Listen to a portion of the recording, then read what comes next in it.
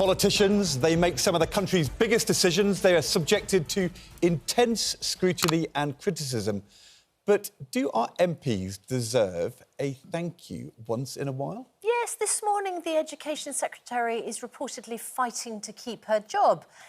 Gillian Keegan was caught saying this after an interview yesterday with ITV News' Dan Hewitt. Thank you very much. Thank you.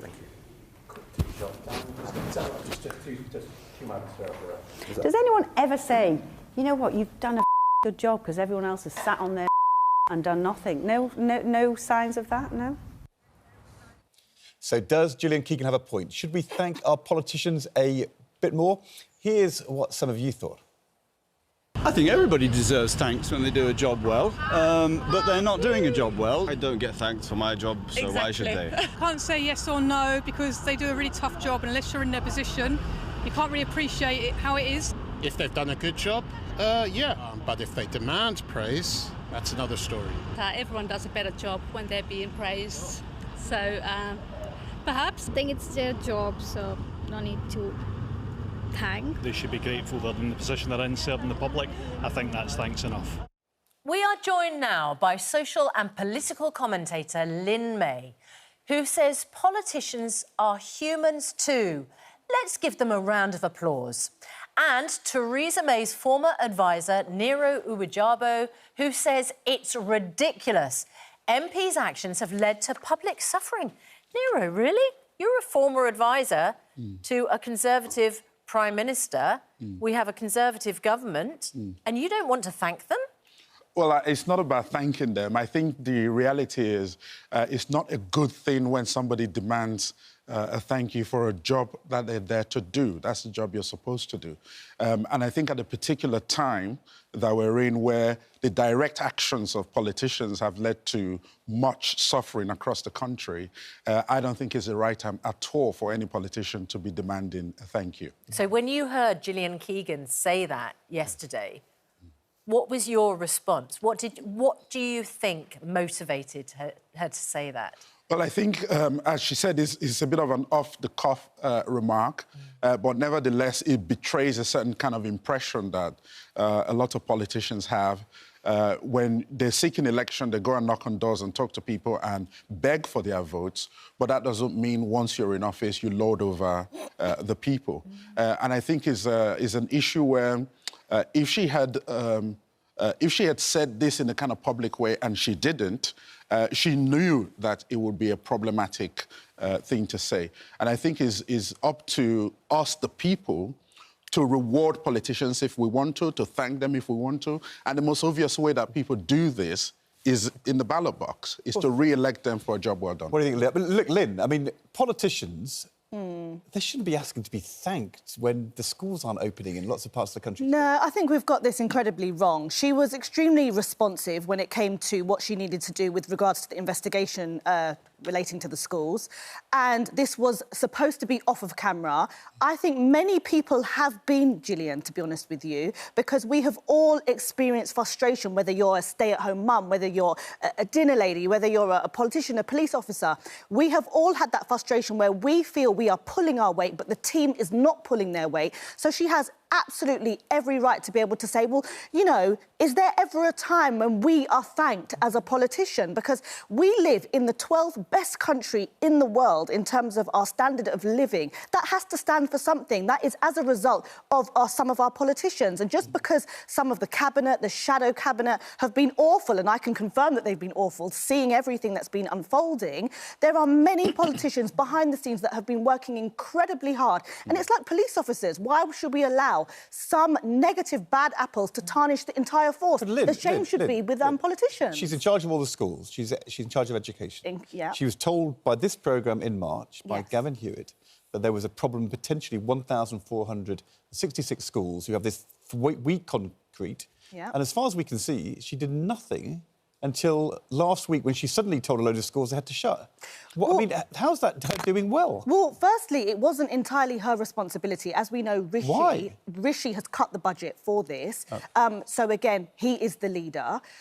So, again, why would we put the blame on her? She's only been in that position just about for a year, and she's done incredibly fantastic with other areas. She was the director of Women to Win. She was the ambassador for apprenticeship scheme. We never seem to raise these things in the media. It's just the one thing where, hang on, when she's off of the cameras, where she's experienced a little bit of frustration that we've all experienced in life sometimes. You know, I've worked in... She was on holiday. She was extremely, as I said before, responsive. And if we look at the school situation, when Labour was in power, they only built the schools for the schools to last for 30 years. Why did they do that? Again, Rishi Sunak cut the budget. Why did he do that? We can't put all the blame on one individual. Well, the individual has apologised herself. So this is the issue.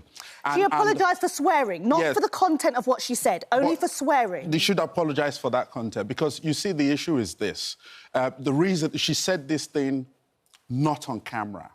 So there was that kind of knowledge that saying such a thing would be seen as outrageous by the general public. Have you ever said anything outrageous? Of course. In privacy? We've all said She's things a outrageous. human. Why do we hold them to a non-human standard? Yeah, but this is a particular issue where the problem that we're actually talking about has not been resolved. It will not be resolved overnight. We're just at the beginning of that problem. We're looking at loads of schools here. here. Thank you at that stage when you're just beginning to even understand the scale of the problem, and parents are waiting for their children to go to school and wondering whether or not their schools will be closed. I think it is just a wrong thing to put that forward at that particular time. Off of camera, I disagree. I think you both make very interesting and powerful points. Nero, she feels that this is a problem that has been around for decades. She blamed Ed, who was a former Secretary of State for Education when Labour were in government. She clearly thinks that she is the one who's been shouldered with all the responsibility for something that other people could have taken responsibility for. Yes. So she feels like she's been given a hospital pass, a poison chalice, and is there not an element of what Lynn's saying that, well done, for finally grasping the nettle of this. Somebody was going to have to drink from this poison chalice, and it's Gillian Keegan. And doesn't she deserve some credit for that? Well, we can all blame Ed for many things, but... let's get into that in a moment. But I think the key issue here is very simple. As I said, we are at the beginning of this crisis. We don't actually have a full understanding of the scale of the problem. What we expect our politicians to do is to take that responsibility seriously. But it was directed at the person in the interview. It was directed at the person at the interview because there was a lot of pressure in the interview, and there wasn't a time when the person said, well, we can understand that you were quite responsive. However, you know, there was no positivity whatsoever. And when you are in an interview faced with negativity, as I said, she's human, you're going to have a level of frustration. The media are very good at pointing out all the negativity and hardly any positivity. It's our fault. It's our fault. Right, look, before we let you go, she is not the first politician to have got into hot water over comments when they thought that the cameras and the mics were off. Never keep talking when you've got a microphone on you and think that somehow it's not being recorded. Yeah. You're never alone. Once you do it Lesson learned. you never do it again. Nero, before we let you go, there has been a portrait painted of your former boss, Theresa May. I just want you to put your art critic eyes on. Does this sum up the former Prime Minister in a way that you remember her? I wonder if you could just have a close-up of her face. There we go. What do you think? Well, I think it looks like a reasonable picture of her. She's a very serious politician, and I think she was somebody who genuinely loved the country, loved the job, and took it very seriously. I think it's quite an attractive portrait, don't you? Yeah, I think it is. Somebody agrees with me. The artist Saeed Dai wanted to produce a psychological characterisation as well as a convincing physical likeness. You think the artist has done it? I think they've done a good job, and I think that serious face really tells what Theresa May was like behind the scenes. Do you think Theresa May will like it? I'm not quite sure, but I hope she does. Can I just ask, are either of you thinking of becoming politicians yourselves? No. Why not? I just don't see the benefit in terms of when you are working hard, like what we were speaking about. There doesn't seem to be any positivity with regards to being a politician. It's so much negativity, especially with social media now. That's a disaster. No one can do anything. I think so, and I think we should encourage a lot of people to go into politics, because we can't stand back and complain and then not step forward to do something about it. So the guy who's on to say politicians shouldn't be thanked wants to be a politician. Exactly. And the person who thinks they're not being thanked enough has decided that it's too negative. Why would you when people are not going to thank them? Because it's a democracy and people like you should become politicians. I know, but in this day and age, it's so intrusive, I find. Literally a thankless task. It is a thankless job, and when you stand for office, you basically stand to serve the public, not to demand a thank you. Maybe a councillor at best. Lynn, Nira, it's great to talk to you both. Thank you very much indeed.